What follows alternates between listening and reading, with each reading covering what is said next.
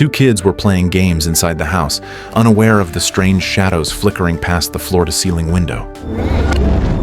This was a post-apocalyptic world teeming with zombies, a zombie virus that had persisted for 6 long years. And incredibly, Jack and his younger sister Brooke had survived until now in this remote villa, a feat not just anyone could achieve. The dangers they faced were far greater than anyone could imagine. One day, a couple drove up to the villa, and Jack came out holding a toy gun. The man asked bluntly, "Where are your parents?" Seeing Jack remain silent, he smiled and said, "See you next time." That night, Jack locked every door and window with his sister, while outside several zombies lurked in the dark, as if ready to storm the villa at any moment. When morning arrived safely, Jack checked the bullets in his magazine. It seemed this was no ordinary toy gun. As the siblings played outside as usual, the pickup truck from yesterday returned, and this time the couple was much more forceful, with Donnie asking Jack again, "Where are your parents?" Jack lied, claiming they had gone to town to gather supplies. But how could such a little trick fool 2 adults? Melanie deliberately put on a kind smile, saying the town was several hours away, and they could protect Jack and Brooke until their parents returned.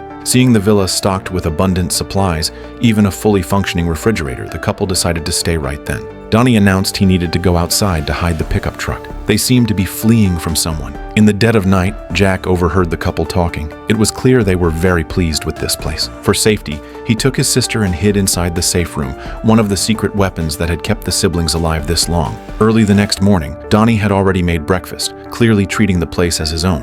Jack showed no outward reaction, then uttered a strange phrase. "It will be over before you know it." As night fell, Jack asked cryptically, "Is it time?" The dog sniffed him, and then gave a slight nod. Jack quickly scooped up his sister and locked her in the safe room, while the couple downstairs, lost in each other's embrace, remained oblivious to the impending crisis. Melanie excused herself to use the bathroom and suddenly spotted several zombies pressed against the window. She hurriedly switched off the lights. She thought the zombies couldn't see her anymore. But then the door behind her swung open unexpectedly. Donnie soon sensed something wrong, drew his pistol and approached, only to find his girlfriend lying on the floor, covered in blood.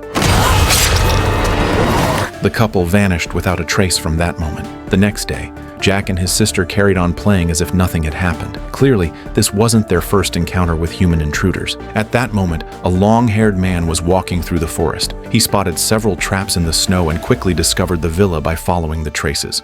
Suddenly, a little girl appeared before him. While the man was stunned, a sharp pain pierced his neck. He had been hit by a tranquilizer dart. The one who fired it was, naturally, Jack. This was undoubtedly one of his survival skills. By the time the man awoke from unconsciousness, Jack was already there, gun raised and waiting. After questioning, it was learned the man's name was Dan, a passing Special Forces soldier heading north to find his wife. Jack was slightly taken aback. He sensed this man was different. He didn't want their food or medicine, only his own weapons back. Jack seized the opportunity to propose a deal. He wanted Dan's help generating power for the villa. Dan was curious. "Where have your parents gone?"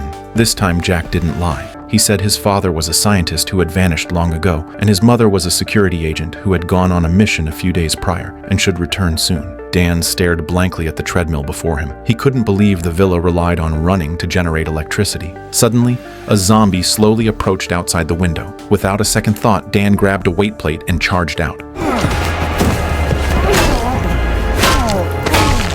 After dealing with the zombie, Dan ran back inside, covered in blood, prompting Jack to shout, "Why kill it? These are specially designed bulletproof glass.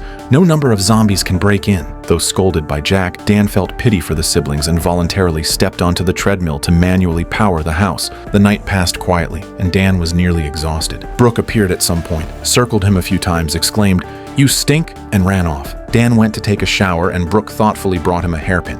Meanwhile, Jack had already left the villa. He checked the surrounding traps every morning, effectively preventing zombie hordes from approaching. Sure enough, another lively zombie had been caught. Back at the villa after breakfast, Dan went to the room where Jack's mother worked. On the desk, beside photos, was a car key.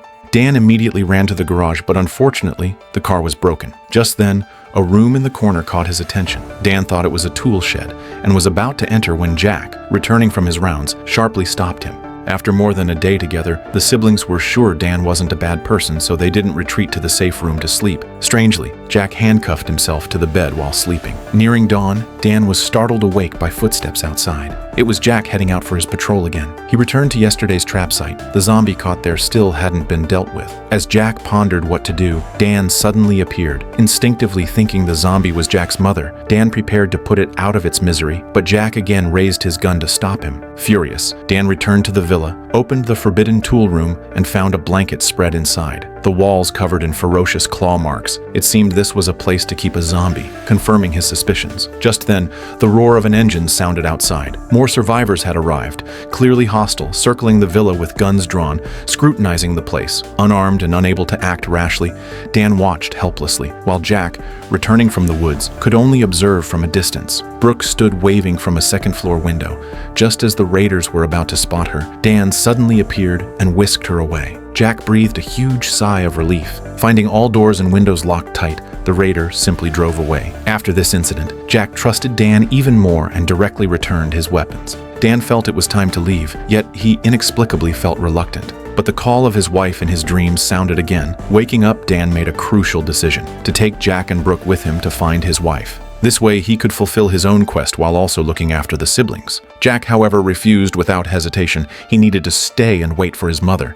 Suddenly, commotion erupted outside. It was yesterday's raider returning with more help, and they had captured Brooke while she was playing outside. As the standoff ensued, several gunshots rang out in the distance, and 2 raiders fell to the ground. Dan quickly rushed forward to rescue Brooke. The one who fired the shot was none other than Jack's agent mother. But Dan had been shot in the chest by the raider, and he soon collapsed weakly to the ground. No one knew how much time had passed when Dan suddenly woke up. The gunshot wound on his chest already healed, and a rope tied around his body. Upstairs, Jack's family waved at him continuously, and when Dan walked inside in confusion, the woman finally told him everything. Ordinary infected lose all brain function, retaining only the most basic urge to feed. However, there exists a special kind of infected in this world. Their brains fully functional like normal humans, while inheriting the physical advantages of zombies, capable of healing any disease or injury.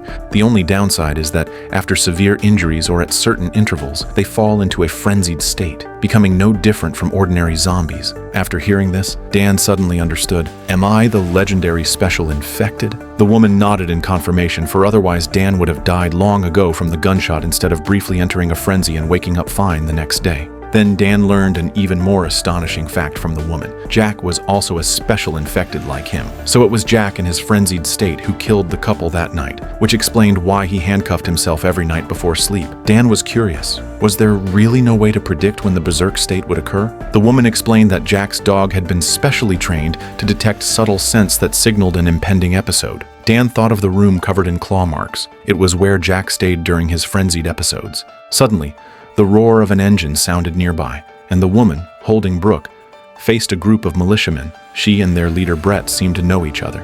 Brett's daughter had run off with a man, and worried, he had been searching everywhere with his men. The woman promised to inform him if she saw them, and only then did Brett reluctantly lead his men away. That night, Dan unintentionally asked about the villa's origin.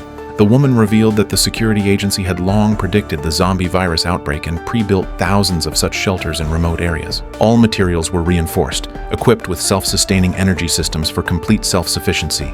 Dan felt angry after hearing this. He thought she should have warned others earlier, as it could have saved more people. But the woman shook her head helplessly.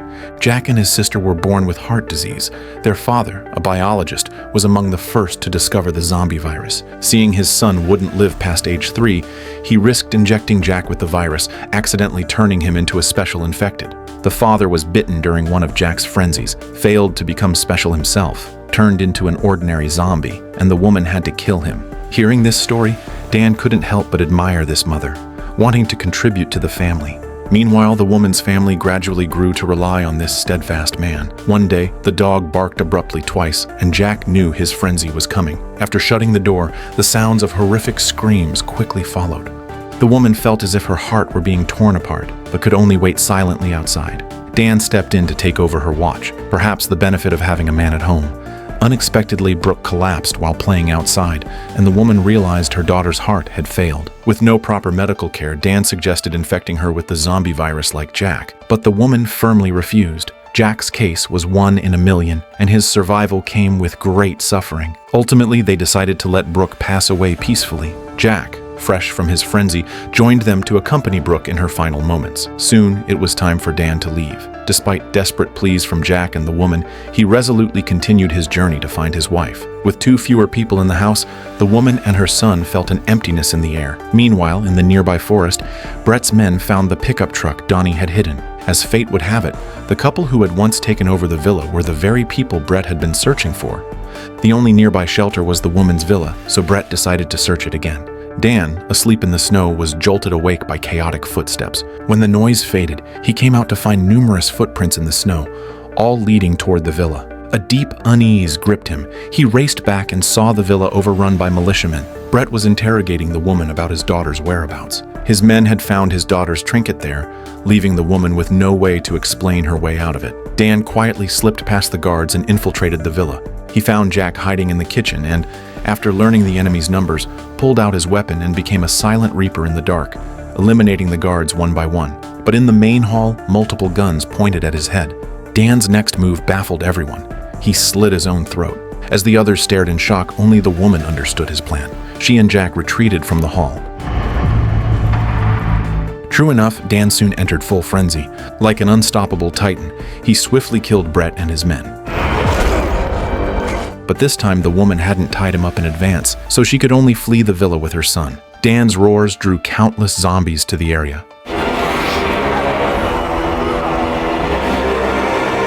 The next day when Dan woke up, the villa had become completely chaotic under the zombie attacks. On a table, Dan found a letter the woman left. She and her son had driven north. They might meet again if fate allowed. Dan smiled, picked up Brooke's favorite doll, and continued heading north with it on his back. And that concludes Uncontained. The film's concept is fascinating. Special infected seem invincible. If you pay close attention to the ending, you'll find it actually carries a rather warm touch. Check out the original if you're intrigued. That's all for today. See you next time.